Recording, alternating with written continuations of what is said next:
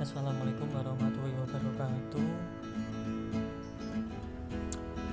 Kami dari kelompok 8 beranggotakan pertama saya Wahyudi Saputra Irawan, NIM 932115520, dan teman saya Nur Arisma Wariatus, NIM 932115820. Di sini saya akan mempresentasikan atau akan menjelaskan tentang aliran Syiah dan ajaran-ajarannya. Dosen pengampu Dr. Ilham Tohari, SH, MHI. Langsung saja, untuk pengertian latar belakang sejarah tokoh, perkembangan dan ajarannya Syiah. Untuk pengertiannya secara etimologis, menurut bahasa Arab, pembelaan dan pengikut seorang para pengikut Ali yang disebut Syiah, diantaranya adalah Abu Yar al-Ghifari, Miqdar bin Aswad, dan Ammar bin Yasir.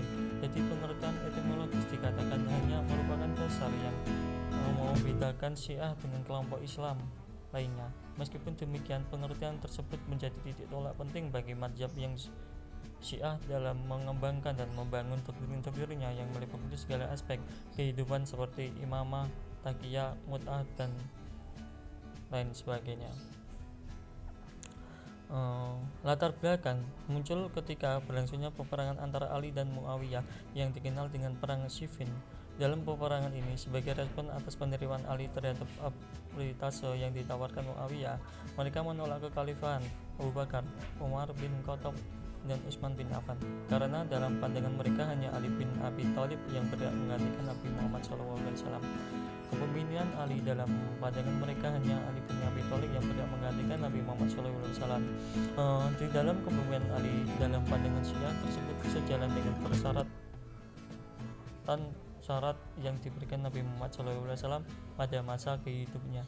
Pada awal kenabian, ketika Nabi Muhammad SAW diperintahkan untuk menyampaikan dakwah ke kerabatnya, yang pertama menerima adalah Ali bin Abi Thalib. Diceritakan bahwa Nabi pada saat itu mengatakan bahwa orang yang pertama menemui ajakannya akan menjadi penerus dan pewarisnya. Selain itu, sepanjang kenabian Nabi Muhammad SAW, Ali merupakan orang yang luar biasa besar. Perbedaan pendapat di kalangan para ahli mengenai kalangan Syiah merupakan sesuatu yang wajar. Para ahli berpegang teguh pada fakta sejarah.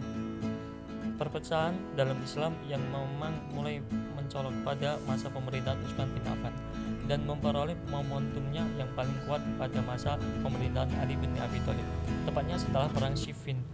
Adapun kaum Syiah, berdasarkan hadis-hadis yang mereka terima dari Al-Bait, berpendapat bahwa perpecahan itu sudah mulai ketika Nabi Muhammad SAW. Syiah mendapat pengikut yang besar, terutama pada masa dinasti Umayyah. Di antaranya bentuk kekerasan itu adalah yang dilakukan pengusaha Bani Umayyah. Yazid bin Muawiyah umpamanya pernah memerintahkan pasukannya yang dipimpin oleh Ibnu Ziyad untuk memenggal kepala Husain bin Ali di Karbala, yang pada waktu kecilnya sering dicium Nabi. Kekejaman seperti ini menyebabkan kebahagiaan kaum muslim tertarik dan mengikuti mazhab Syiah, atau paling tidak menaruh simpati mendalam terhadap tragedi yang menimpa Al-Bait. Perkembangan selain pemerjuangan hak kekhalifahan Al-Hal umpan dihadapkan dinasti anak Umayyah dan Abbasiyah, Syiah juga mengembangkan doktrin-doktrinnya sendiri. Limawat menyatakan bahwa Syiah muncul ketika berlangsung peperangan antara Ali bin Abi Thalib dan Muawiyah yang dikenal dengan Perang Siffin.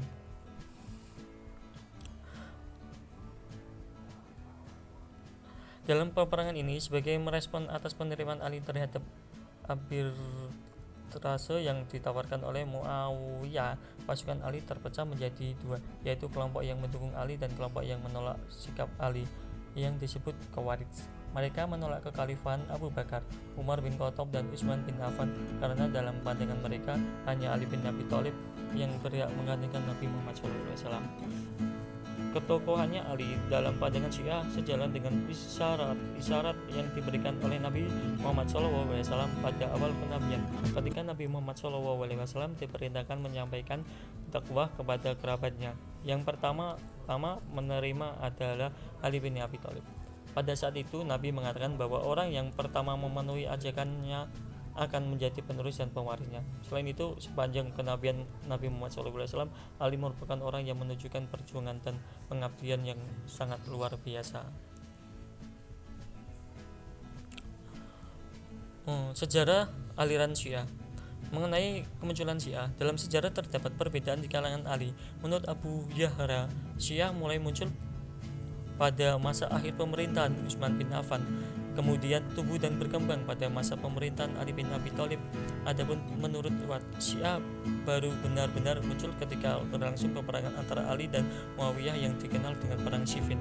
Dalam peperangan ini, sebagai respon atas penerimaan Ali terhadap arbitrase yang ditawarkan Muawiyah, pasukan Ali diceritakan menjadi dua. Satu kelompok mendukung sikap Ali dan kelompok menolak sikap Ali. Kalangan Syiah sendiri berpendapat bahwa kemunculan Syiah berkaitan dengan masalah pergantian Nabi Muhammad SAW. Mereka menolak kekhalifahan Abu Bakar, Umar bin Khattab, Utsman bin Affan karena dalam pandangan mereka hanya Ali bin Abi Thalib yang berhak menggantikan Nabi Muhammad SAW. Kelompok inilah yang kemudian menjadi mayoritas bertindak lebih jauh dan dengan sangat tergesa-gesa memilih pemimpin yang baru dengan alasan kesejahteraan umat dan memecahkan masalah mereka saat itu.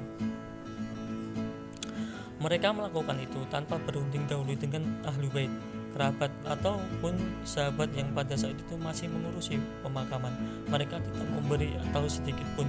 Dengan demikian, kawan-kawan Ali dihadapkan pada suatu hal yang sudah tak biasa berubah lagi. Oleh karena kenyataan itulah muncul suatu sikap dari kalangan kaum muslimin yang menentang kekhalifahan dan kaum mayoritas dalam masalah-masalah kepercayaan tertentu. Mereka tetap berpendapat bahwa pengganti Nabi Muhammad SAW dalam penguasa keagamaan yang sah adalah Ali.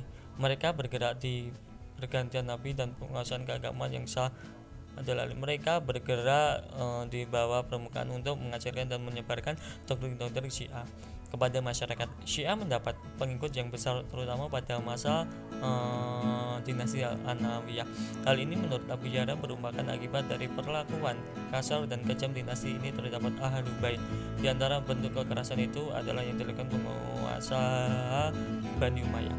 Yazid bin Muawiyah umpamanya pernah memerintahkan pasukannya yang dipimpin oleh Ibnu Ziyad untuk memegal kepala Husain bin Ali di Karbala. Diceritakan bahwa setelah dipegal, kepala Husain dibawa ke hadapan Yazid dan dengan tongkatnya Yazid memukul kepala cucu Nabi Muhammad SAW yang pada waktu kecilnya sering dicium Nabi Muhammad SAW. Untuk tokoh-tokoh aliran Syiah, yang pertama adalah Abu Dzar al-Ghifari, Miqdad bin al-Aswad. Yang kedua Ammar bin Yasir, yang ketiga Ali bin Abi Thalib, yang keempat Hasan bin Ali, yang kelima Husain bin Ali, yang keenam Ali bin Husain, yang ketujuh bin Ali. Ya, itulah yang dapat saya jelaskan untuk presentasi pada kali ini. Selanjutnya akan disambung oleh teman saya.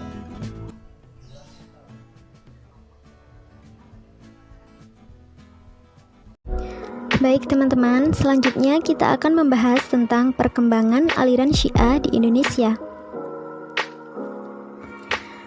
Aliran Syiah mulai berkembang pesat pada masa dinasti Umayyah atau nama lain dari dinasti Umayyah ya teman-teman. Nah, menurut Abu Zahra, hal itu disebabkan karena perlakuan kejam dan kasar dinasti Umayyah terhadap Ahlul Bait aliran Syiah, yaitu Husain bin Ali. Sehingga sebagian kaum muslimin merasa simpati dan tertarik untuk mengikuti mazhab Syiah.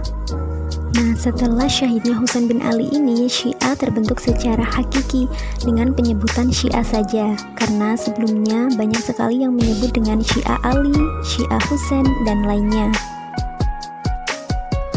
Dalam perkembangannya, selain memperjuangkan kekhalifahan pada masa dinasti Umayyah dan Abbasiyah, aliran Syiah juga melakukan doktrin.